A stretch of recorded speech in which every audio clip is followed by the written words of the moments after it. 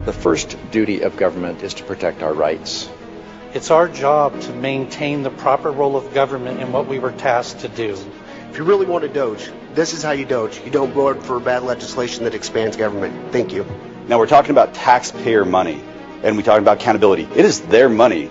This isn't a government program we're actually spending on. We're actually giving it back to the people of Idaho. There's other options for making our ballots more secure, such as using watermarks or putting holograms on the ballots.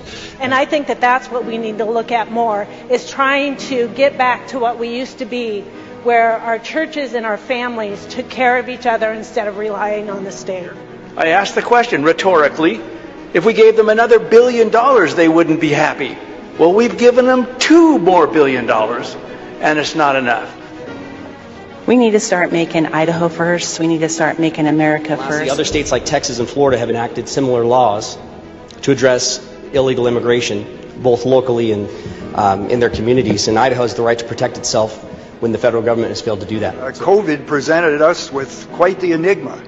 We didn't really know what it was or what to do, but that is no excuse to violate the rights of the citizens of the state of Idaho. I say vote no on this and let the teachers teach and quit bringing in coaches to teach the teachers to teach, and let's get education going again in Idaho. I don't know what's coming after this current administration for the feds, and we need this law because our federal laws on immigration have failed. Mr. President, I think it's incumbent upon us to allow parents to use their hard-earned dollars to provide what's best for their children. If I was looking at a business and I was looking at these figures, there would be heads rolling because this is unsustainable. My concern is that the resilience of Idahoans who believe in self-reliance and self-responsibility will be eroded. We need to be protecting our First Amendment rights, not inventing ways to slowly chip away at them. The First Amendment and our freedom of religion, freedom of speech are our first liberties. They are so important. We don't have the rest without them. Yeah, watch it.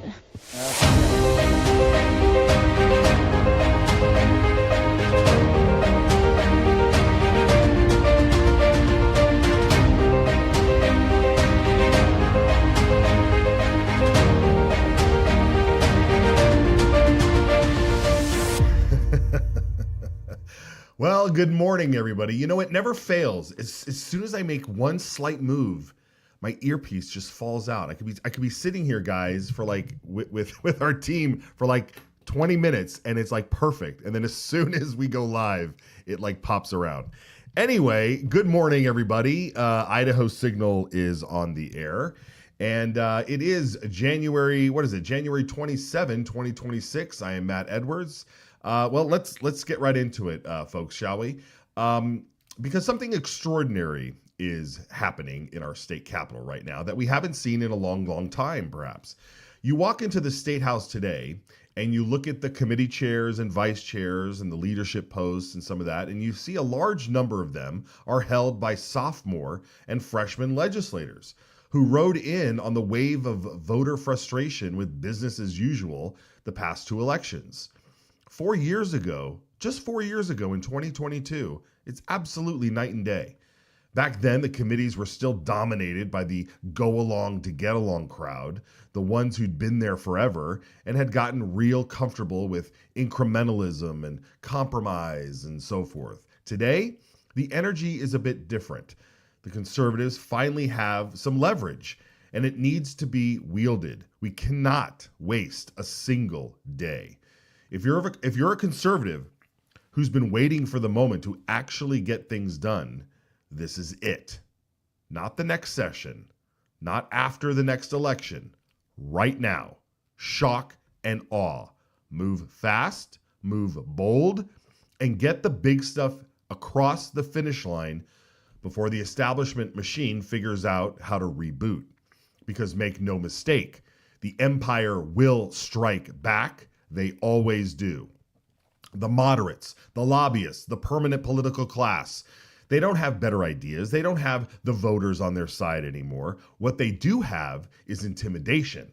They have lawfare. That's their playbook now. You pass a strong bill protecting kids from radical gender ideology in school, they'll warn of lawsuits before the ink's dry. Try to secure an off-ramp for parents to provide better education for their children. They'll sue the state itself and bleed taxpayers dry while nothing changes. We must not succumb to the same cowardice that we see in D.C. right now. The Republicans in Washington have the White House, the House, and the Senate. The trifecta, they call it. And what are they doing with it? They're whining that they need 60 votes to get anything big done in the Senate because they're terrified of a Democrat filibuster. Give me a break. They're lying to the American people. They don't need 60 votes if they're willing to use the tools that the rules give them. But they're scared. They're scared of being called mean. They're scared of the media. They're scared of actually governing like they promised. Or they just don't believe in anything that they even say or what they give to the people. Idaho conservatives cannot make the same mistake. We have the numbers right now. We have the posts. We have our charge. We have the momentum. And if we dawdle, if we settle for half measures and messaging bills, the window is going to close. The establishment will regroup, the lawsuits will multiply, and we'll be right back to the same tired excuses. So what do? We go big, and we go together. First, you actually cut spending. Not this whole, we'll cut the rate of growth, blah, blah, blah. No, baseline, no baseline budgeting tricks. No, the real cuts. Go through the budget, eliminate the waste, eliminate the fraud, the non-essential things. Remember that phrase, non-essential? It was so important for them opposing that phrase on us. But now when we look to government and say, what about your non-essential items? Oh, it's verboten. Wait till you see some of the footage we have of what's playing out in JFAC and some of these committees. It's extraordinary. Second thing, do something strong and serious about illegal immigration and the illegal workforce that's undercutting Idaho wages. It's straining our schools, hospitals, our neighborhoods. We need to secure the border where we can at the state level. Crack down on employers who knowingly hire illegals and protect American workers, Idaho workers, first. And third, we need to deliver real relief for families. Property taxes are crushing people. We need to cut all the taxes that hit hardworking families first. And when you save the taxpayers' money by cutting a program, give the money back. Don't find something else to spend it on. We'll show you an example of that today, too. This isn't radical. This is what people voted for. And here's the part where I need every one of you listening right now. Pick up your phone, call or email your legislators, especially the ones who signed the pledge. Tell them that you watch Idaho Signal and tell them that you expect them to work together and not fracture over petty stuff. Tell them to stay united, move fast, swift, and get the big wins while we still have a chance. Because if we don't, folks, if we don't, this state will find itself getting diverted back onto the road to serfdom. And 4 years from now, we'll be sitting here wondering how we let this golden opportunity slip away. Let us not blow it. So let's get right into it. We have a bunch of clips from committees yesterday and the day before. Something in my eye. That happens. Yesterday, there were a bunch of stuff in committees we want to get to. This morning in JFAC, there was stuff going on. Then this morning in committees, there was stuff going on. We got clips galore to show you, and we're going to get right into it. So yesterday, during the Senate Judiciary Committee, Senator Dan Foreman presented what is it called again? The Constitutional Courts Act. There it is, the Constitutional Courts Act. I'll give you a little background on this in a bit, but let's basically what we're trying to do here is, and I'll cut right to the chase. It's to ban Sharia law in Idaho. Other states are doing it. We're seeing that this is a topic that has risen to the top quickly because of what we're seeing in other places around the country.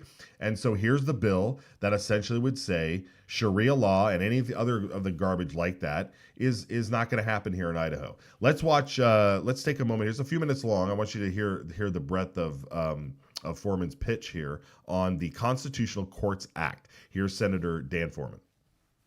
Senator District 6, and I'm here to present RS 32880C1, known as the Constitutional Constitutional Courts Act.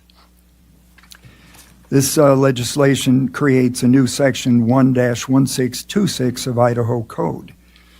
Constitutional Courts Act states that no state court at any level of jurisdiction or authority shall enforce, consider, or apply any judgment, decree, ruling, or decision of arbitration based on a body of religious or cultural law that does not fully support and conform to the rights of citizens as defined in the United States Constitution and the Constitution of the State of Idaho.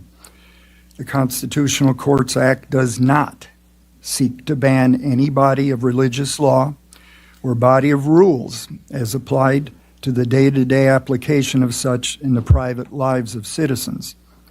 Article 6 of the U.S. Constitution, known as the Supremacy Clause, holds that the Constitution and laws of the United States are the supreme law of the land, and the judges in every state shall be bound thereby.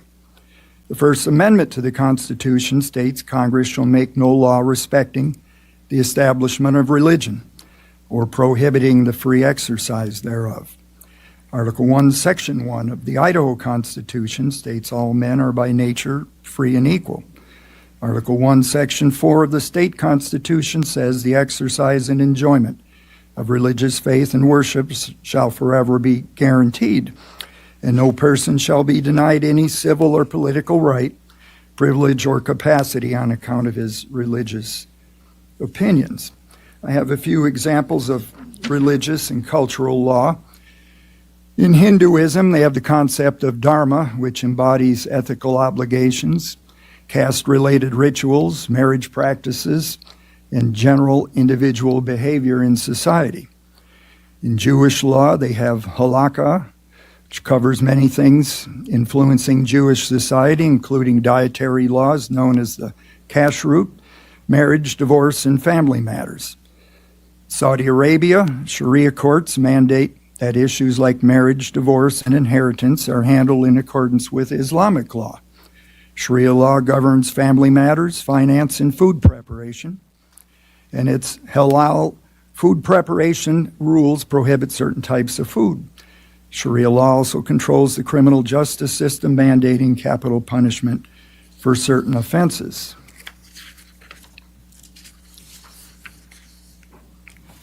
Now, the states of Alabama, Arizona, Kansas, Louisiana, North Carolina, South Dakota, and Tennessee have all passed legislation banning religious or cultural laws from being used in their state courts. The Constitutional Courts Act, again, does not seek to discriminate against any body of citizens based on religious or faith-based grounds. It proposes no restrictions on the private practice of any religion and is therefore in support of the First Amendment of the U.S. Constitution. The Act also directly supports the Supremacy Clause of the Constitution by supporting the mandate that the U.S. Constitution and U.S. federal law constitute the supreme law of the land. This legislation has been fully coordinated with the Idaho Supreme Court and the Idaho Attorney General's office, and both offices advise they have no concerns with the legislation as written. And with that, I'd be happy to answer any questions. Thank you, Senator Foreman. Appreciate the presentation. Senators, any questions for Senator Foreman? Okay. Yes, there are questions for Senator Foreman. We'll get to some of those in a second here. But just to basically sum up, you saw there how there's something to be said here about just walking in and saying we will ban Sharia law from ever being used in our court system here in Idaho. You could simply write a bill that says that, but then it has all of this appearance. Well, what about all these other outside influences and restrictions and all the things that he laid out here that happen elsewhere, and so, in other religions and cultures and such. And so this is their way of doing it, in a very succinct manner. And I think Senator Foreman laid it out pretty well here.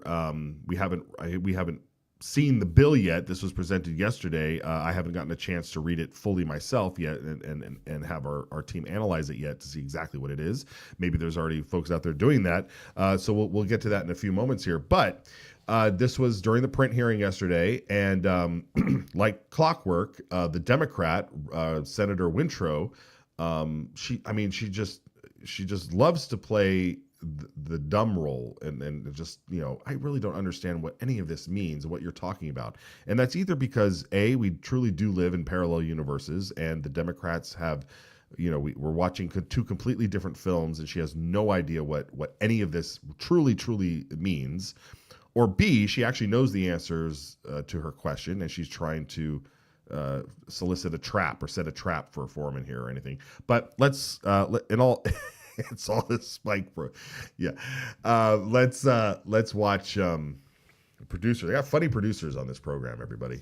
Let's watch the exchange. Thank you, Mr. Chair and Senator Foreman.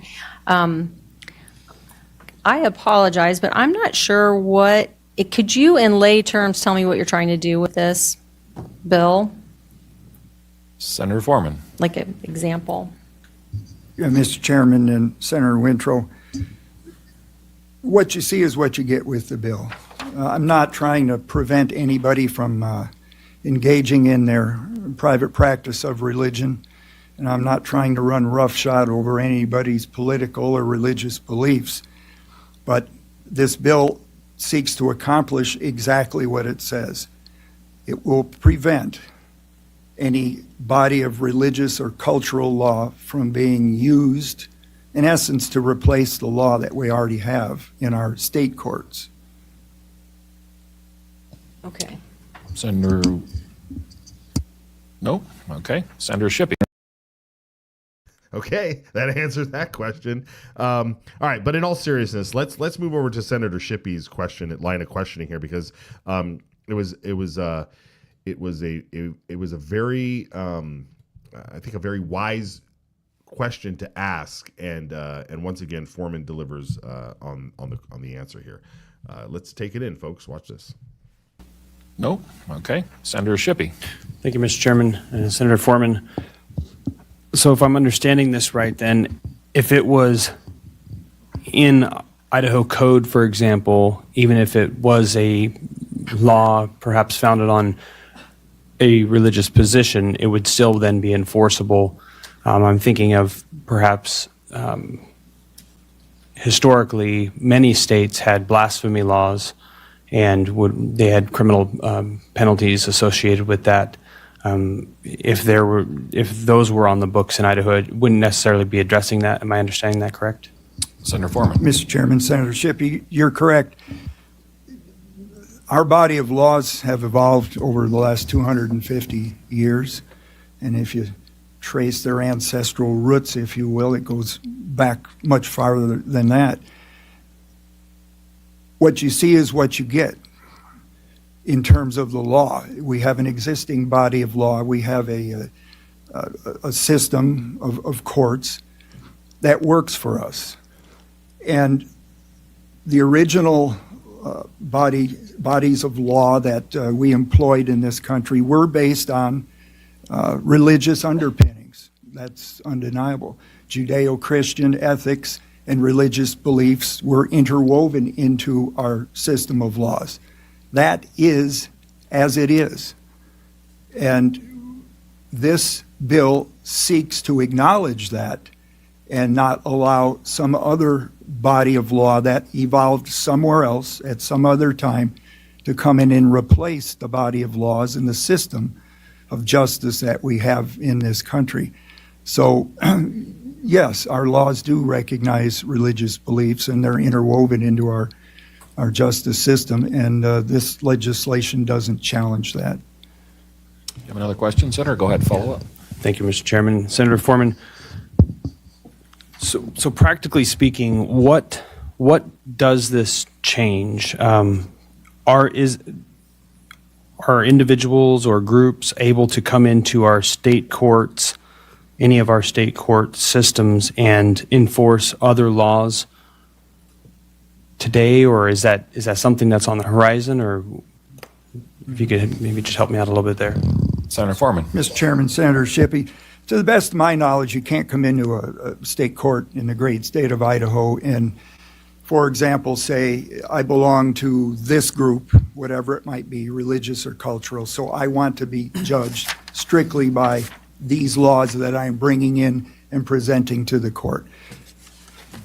I don't know that that's happening in the state of Idaho. There are things on the horizon that, in terms of, my presentation today, I don't want to get that deep into it or that specific, but there are reasons why a number of other states have passed very similar legislation. We're kind of living in an era where we're passing legislation to say, please do what that other legislation says, or please do what the Constitution says. Now, in a sense, there's a built-in redundancy there. And in a perfect world, we shouldn't have to do that.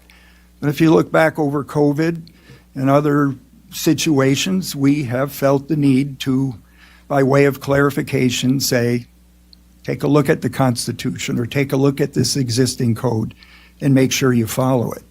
So it's preemptive in a sense. It's a reiteration of the fact that we have a justice system here, and it's based on our body of laws, and we bring that body of laws to life every day in our courts, and we don't want to replace that. We're not saying it couldn't be better or that along the line it'll be modified, but will be done so in degree, not wholesale change with the importation of somebody else's body of laws that evolved somewhere else. Go ahead, Senator.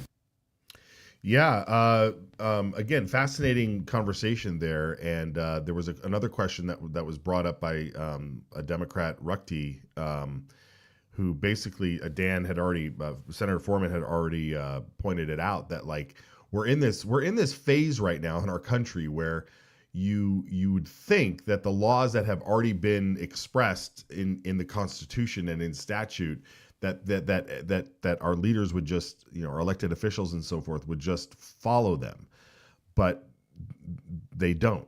And so you kind of feel like, okay, we have to come over the top now and expressly say that this you can't do or this shall not happen.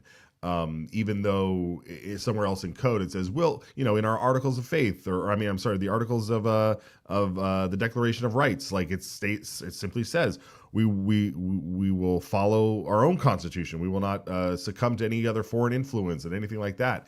And then when those things come in, they find the people arguing for them, claiming all sorts of different rights, and now we have to sit here and rewrite things and add things that say, no, expressly you cannot do this. It's the same thing with COVID and all the things that happened during the pandemic. It was clearly violating our rights, but we had to come over the top and say, you are not allowed to shut down a church simply because you think people are going to get sick. You cannot prevent people from gathering. That's literally our Constitution. You cannot prevent peaceful assembly of people. That is what this country is all about. Period. But there were people in positions of power that said, no, we're going to do it anyway. And so now, like I said at the top of the broadcast here, a wave of people that are there to reiterate exactly what is lawful and what is not, and putting things into place. Obviously, Senator Dan Foreman ran the Idaho Medical Freedom Act last session, which had, it was an amazing battle at the end when it got vetoed at the end of session. and then there was a huge scramble to get that new version across the line. And it's actually a fascinating story about the power plays and the things that happen behind the scenes in order to get that bill across the finish line. It really is a it's fascinating. It's fascinating to see the sausage being made back there, and there, hopefully that whole story will come out one day, and we'll be able to help present that. Okay, so that's what happened with that bill. It passed on to being printed unanimously, and so by the committee. So it is now a bill. I'm not quite sure if we have a bill number on it yet, but we'll find out. But one of the things, there it is, Senate Bill 12, well, maybe not, I don't know, I'm watching the thing over here. Senate Bill 1223, the Constitutional Courts Act, if you want to go look it up and read it yourself. Okay, one of the other things that happened yesterday was a representative presenting a bill that would basically no longer require you to have those DMV stickers on your license plate. When you re-register your vehicle, you get those stickers that you have to apply to your license plate. And I have an interesting moment happened here for me while watching this, because I think it's a great idea. But let's watch the presentation on this. Or in Madison County, I'm pleased to introduce RS 32984. The purpose of the legislation is to remove the requirement that vehicles display a registration sticker when registration is required. This clarifies that a valid license plate and vehicle registrations are sufficient for the vehicle to be lawful and operate on Idaho roadways. This came about when I registered my personal vehicle, and I was handed the stickers, and the thought triggered in my mind. I'm thinking, why are we doing this? And as I studied this out and realized that how many vehicles, either you couldn't read the sticker, it wasn't on the plate, or it was covered up. And as I studied this more, that at any given time, there are 3 colored stickers that are valid in the state of Idaho. It's a red, white, and blue, depending on how you register your vehicle. Given all that, and realizing that there could be an estimated $300,000 save transfer, it stays with the department, that money could be freed up to use in another program. So with that, Mr. Chairman, I'm happy to answer questions, and if choose to be printed, I'll be happy to present back. So, thank you, Representative Harris. Yeah, thank you, Mr. Chairman. Just for a couple questions. Representative. Yes. Thanks for being here. Appreciate this. Thank you. I kind of like the idea. Just a couple quick ones. Where's law enforcement at on this? Representative Weber. Mr. Chairman, great question. Talk to ISP and the sheriffs and the police. They're all over the board. When you talk to, depending on who you talk to, particularly one-on-one, which is interesting, there is always a follow-up when, first, if they can identify that the car is actually not registered or expired, they will always run the plate. And if they're already running the plate and using technology, then why the expense? And Idaho always prides itself on being innovative and reducing red tape, if you will. This is a program that could certainly fit that category. Do you have another question, Representative Harris? Yes, Mr. Chairman, just one follow-up. Have you, Representative Weber, have you thought about rolling the Parks Pass into this as well? Representative Weber. Mr. Chairman, Representative Harris, it was talked about. It is a totally separate program. At this time, I think moving forward, you may hear rumblings about that and ideas, but at this time, no. Representative Monks. All right, good. Some good questioning there from Representative Kyle Harris, especially on the law enforcement aspect of it. But All for it. All for getting rid of these stickers and saving some money. Can we scroll back to that moment though when he mentioned how we would save this money? Yeah, let's watch this here. And as I studied this out and realized that how many vehicles either you couldn't read the sticker, it wasn't on the plate, or it was covered up. And as I studied this more, that at any given time, there are 3 colored stickers that are valid in the state of Idaho. It's a red, white, and blue, depending on how you register your vehicle. Given all that, and realizing that there could be an estimated $300,000 save transfer, it stays with the department, that that money could be freed up to use in another program. That. Did you catch that, folks? Did you catch that? Save $300,000 that we can then use somewhere else because we just want to keep using your money. No. It goes back to the taxpayer.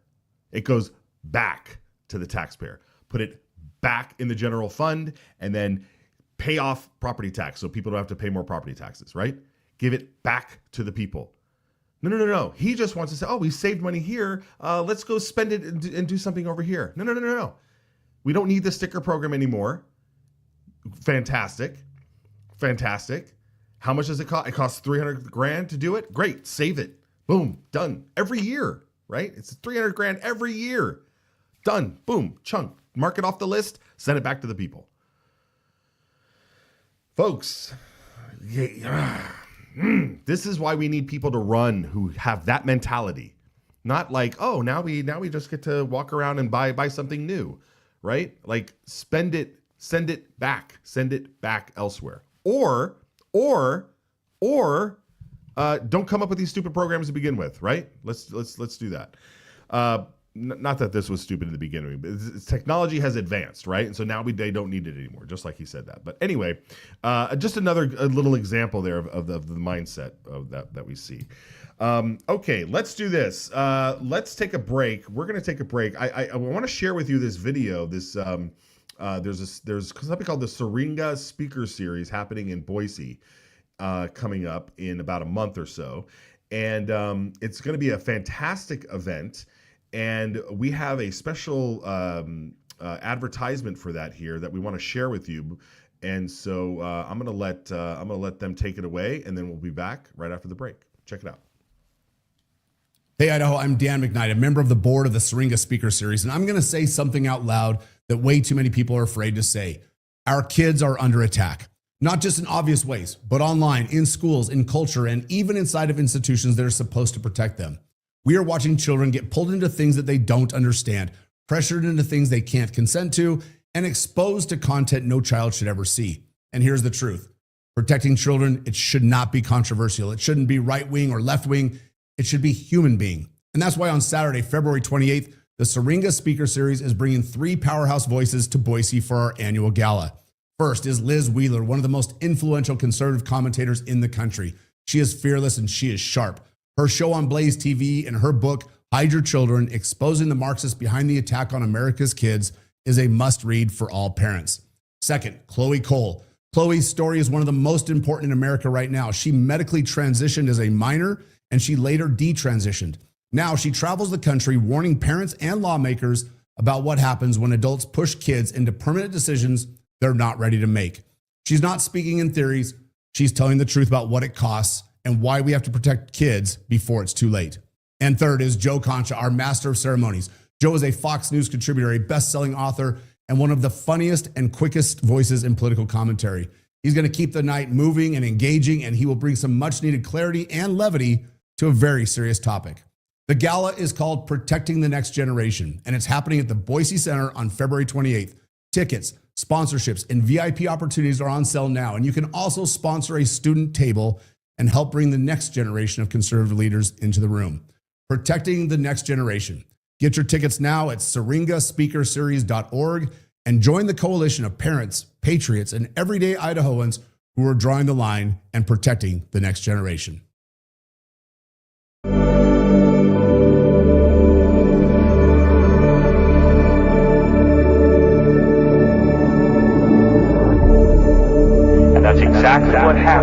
want to pull the tape? You can pull the tape because we now got video. Idaho is the dirt under your fingernails after an honest day's work. Idaho is the hug around your neck when your daughter spells her first word. Idaho is the written word of the law, steadfast and impartial, guarding liberty for all. Idaho is the family rifle passed down, a legacy of protection and the right to stand firm. Idaho is the echo of your own voice, unshaken and free, standing tall among the world's silenced. Idaho is the home that's built to weather storms, not empty wallets. Idaho is the quiet trust between a patient and healer, unbroken and sacred. Idaho is the hymn carried by the Spirit, gathering neighbors together in faith and purpose. Idaho is the laughter around a campfire, a family's bond growing stronger with every word. Idaho is the pioneer's will, firm and clear. We govern ourselves, free and unbound. Idaho is what America was. Let's keep it that way. Ask your legislator to sign the Citizens Alliance of Idaho pledge to preserve our shared values. We ride together.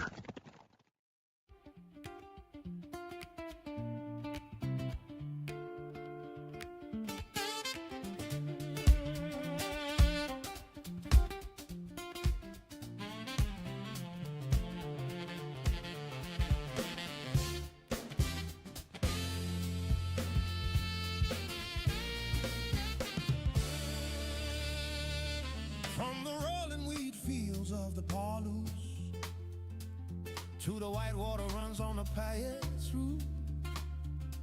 Golden potatoes, farmers stand strong. Cattle and dairy, they're feeding us all. From boys and nights with a bright city glow to Coeur d'Alene's calm waters below. Spotty buddy waves with a smile so wide, sharing our story with American pride. So raise that flag, let freedom fly. Echo liberty from plains to mountains high. America's heart beats red, white, and blue. 250 years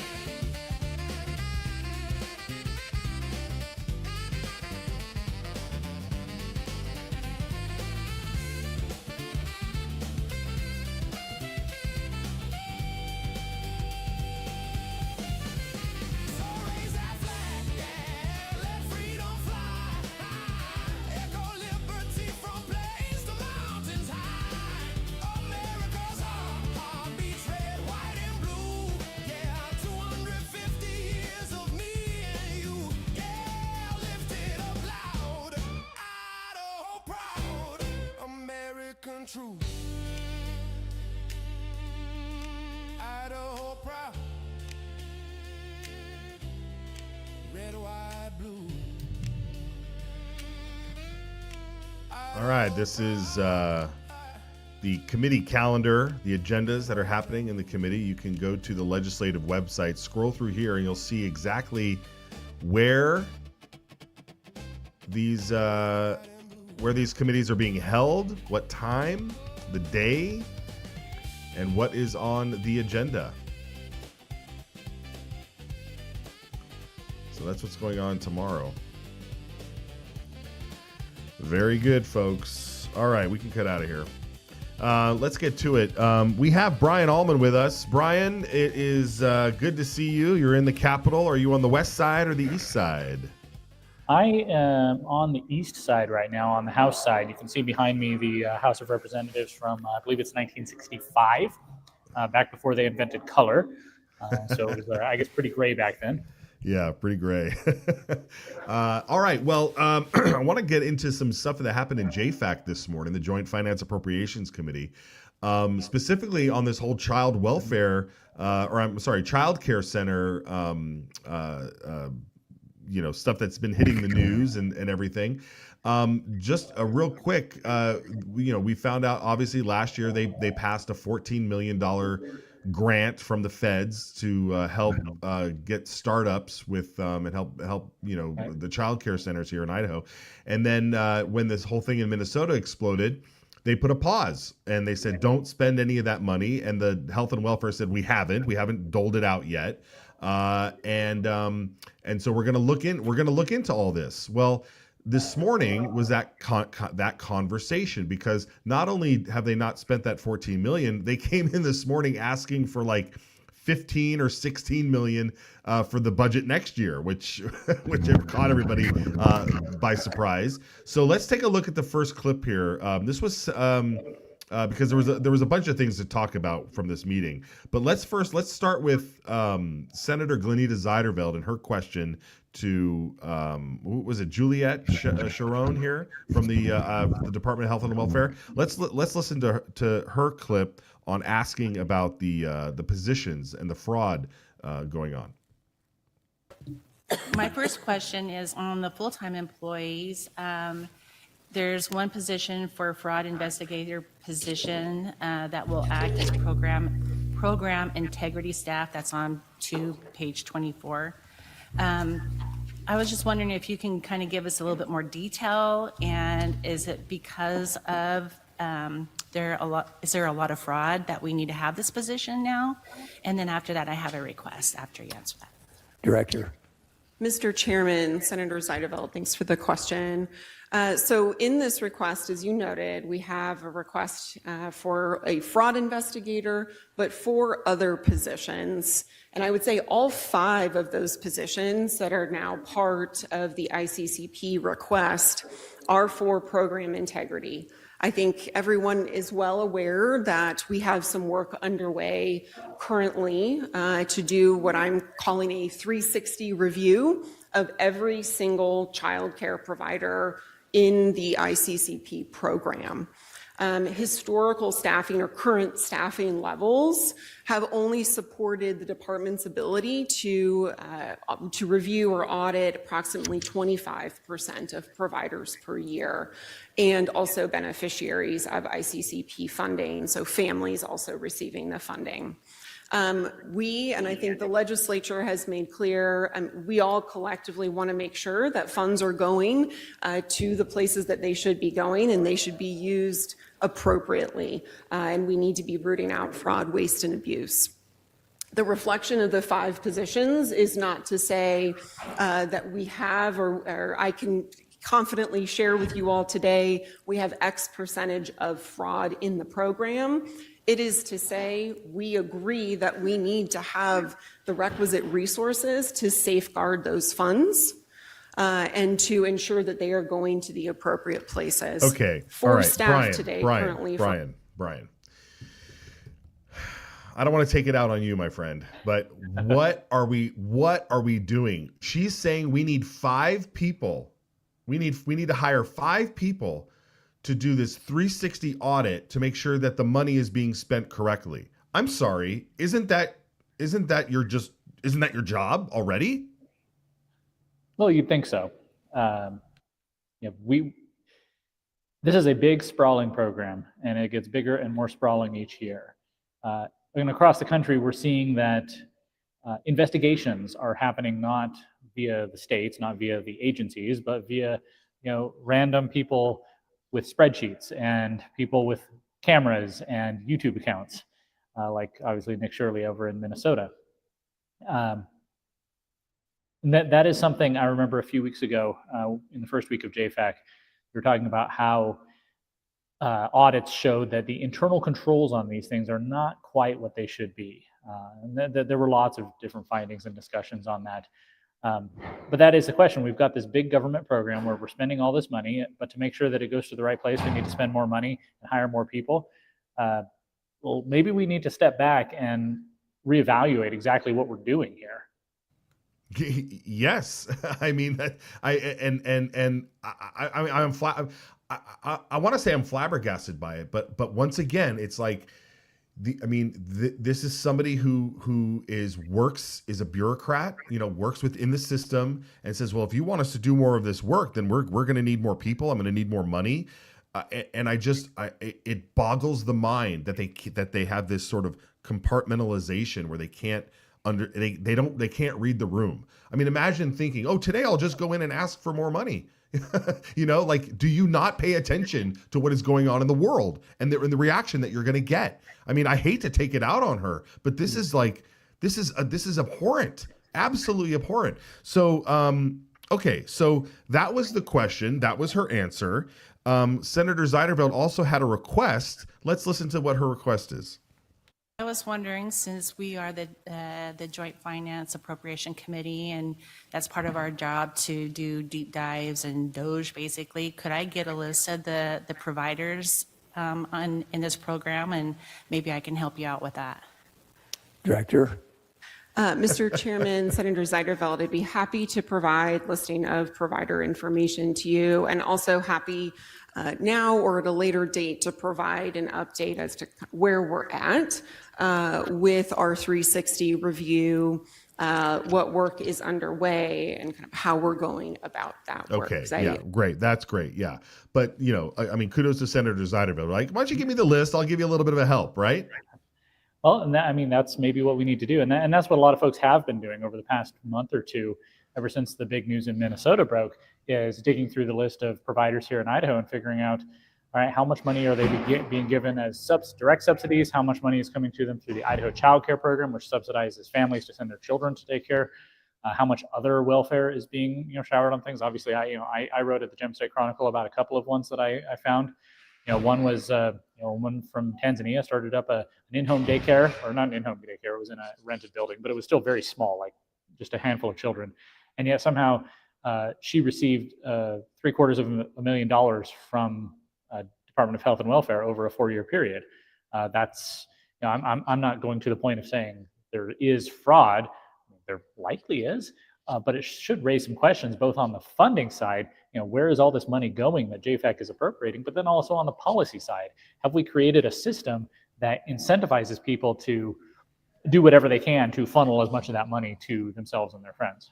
Yeah, exactly. I've seen your work on this. We've seen other people online. We've seen semi-famous bar owners even going around town looking at this. I don't recommend everybody go out and do that. I mean, what we should be doing is just look at the data, look at the numbers, raise the questions, and notify the authorities, notify the proper people, and see if we can root this out. What we don't do is just say, let's just start a whole new department called the fraud department in our division, a fraud division in our department, and we'll hire 5 people to go out. We'll give them a budget. We'll give them expenses. We'll give them, a nice long timeline to do their 360 review. We have all these reports. We have all these. It's like, good God, people, how about this? End the program. They want another $16 million going into for the next budget on this. Let's watch. Is it Representative Chris Bruce who raises some of these questions? Let's ride into this clip. The first tranche of money that we allocated to it, what did that get us? How many providers? How many children do we serve? What Yeah, I'm just trying to wrap my head around what 16 million will do if we allocate that to you again. Director. Mr. Chairman, Representative Bruce, we have not yet executed or released the 14 million that was appropriated by the legislature last year. And that is because a couple of things. One, we have been working to make sure that we really followed and clearly adhered to the intent language that this body included attached to that 14 million last year. And now we also have this investigation work, which I was speaking to Senator Zeiderveld's question. We have this 360 review underway. So all of our staff resources for the ICCP program at this time are focused on that 360 review before we proceed with the 14 million.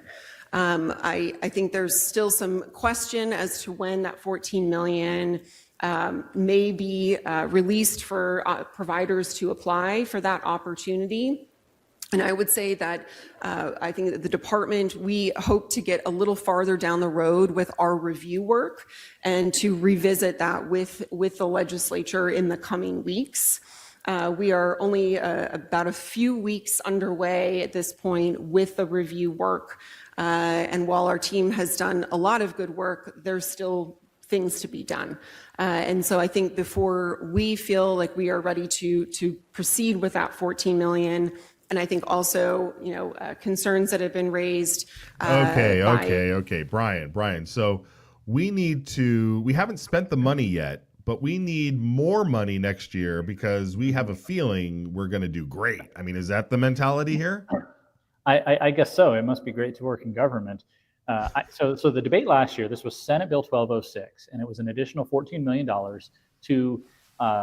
for child care subsidies, and not for existing places or not for the children attending, but for startups. For somebody wants to start a daycare in their community, this will give them a little bit of help to rent a building or put in a playground or bring it up to code for all the different compliance they have to have. And that was the rationale.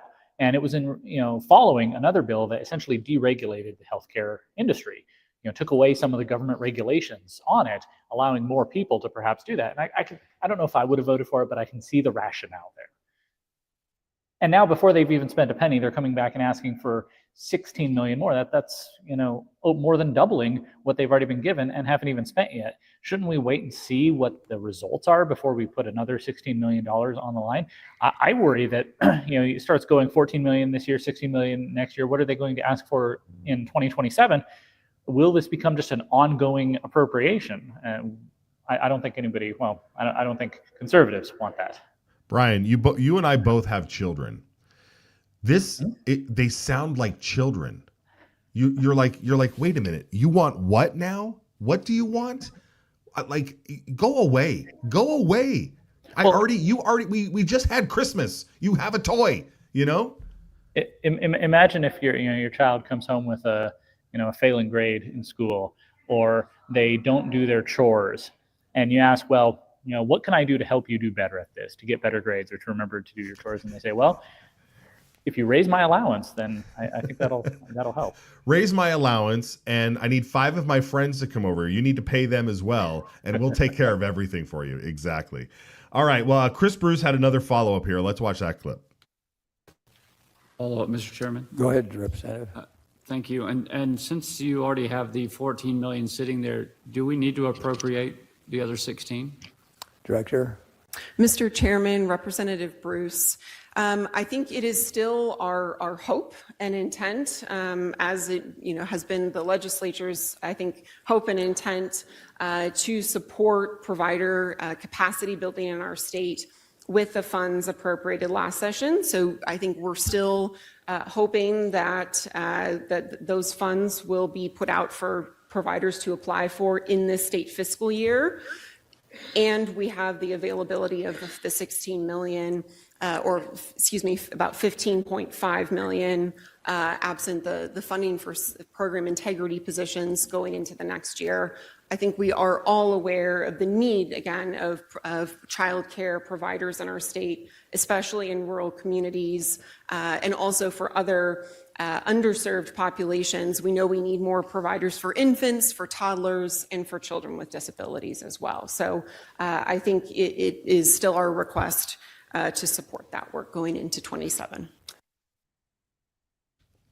Brian, I guess that's going to be the true test here, is it? Is it the intent? Is it the intent of this committee to say, yeah, we do want to keep funding this?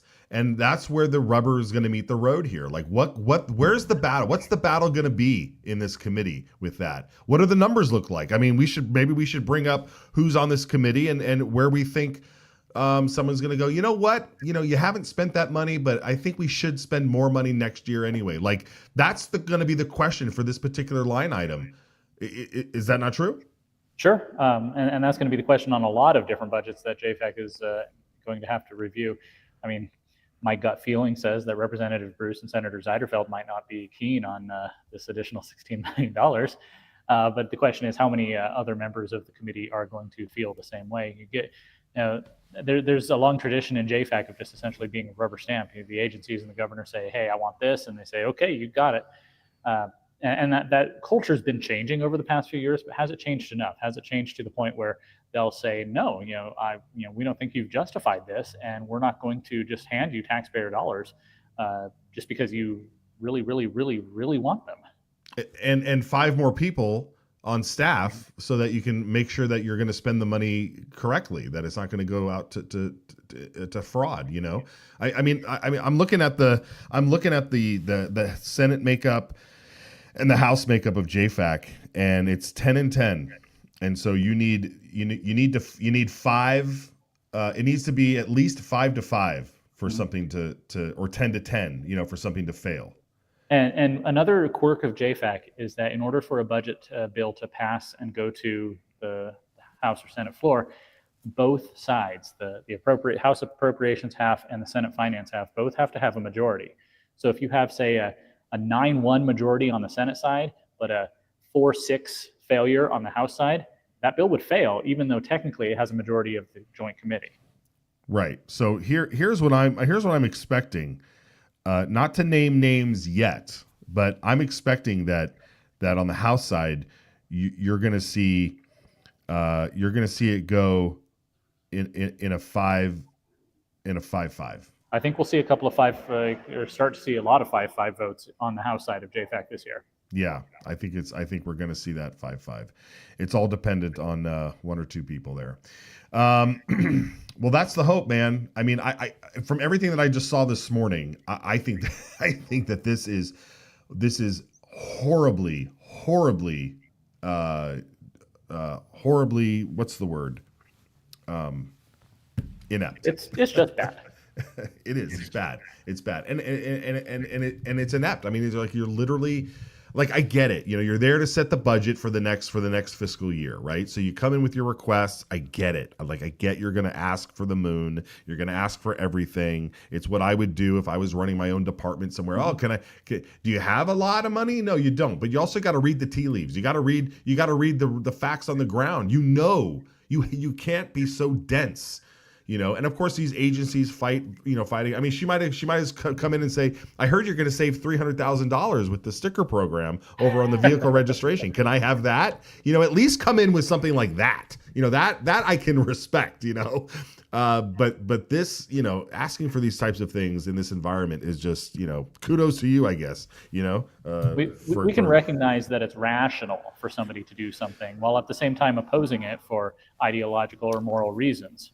So yeah, okay, ask for the moon, but then I expect JFAC to do its job and its due diligence and reject that request. Yes, absolutely, and not have to, yeah, exactly. All right, too much time on this anyway. Yeah, we're definitely paying it. I mean, everybody's paying attention to this, so yeah. It's bizarre. All right, Brian, what do you have going on at the Chronicle today? Well, I just posted one this morning on more code cleanup and administrative rules. It's a lot of people probably find it a very dry topic. I find it very interesting. I was going to say riveting. Yeah, it covers all sorts of things. It's all these administrative rules that have the force of law that impact your business and your life and the way you go about your day. And it really represents a delegation of the authority to make laws, which we, the people, give to the legislature, and then the legislatures push it off to these administrative agencies, these bureaucracies. And I'm talking about ways we can bring it back and bring it back under the purview of our elected legislators where it belongs. And we've seen a lot of progress toward that. And I just saw Representative Ehlers had a bill, another bill regarding this. So it's going, it's moving, and we need to keep it going. Good to hear it. All right, folks, follow him over there on X at Brian Allman. Brian, we'll see you tomorrow. Thanks for joining us, man. Thanks, Matt. All right.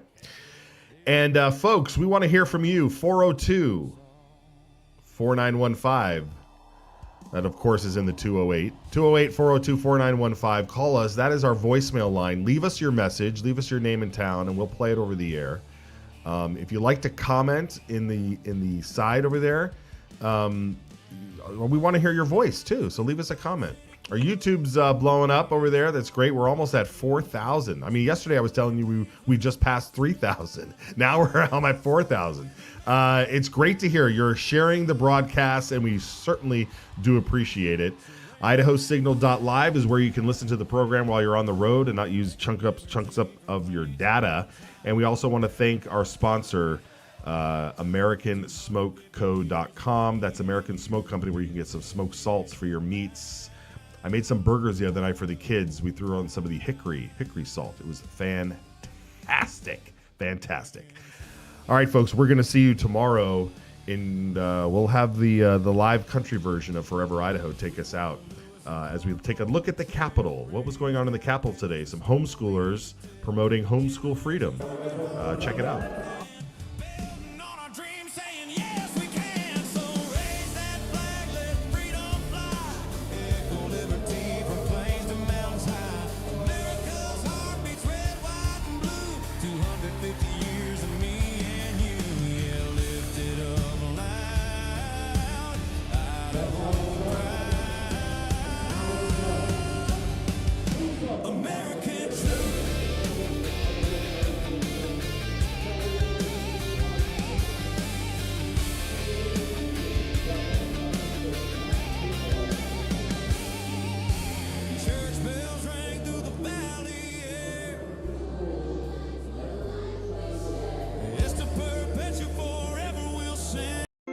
bill, I think it puts a stake in the ground that says we have a sovereign right to protect what's ours.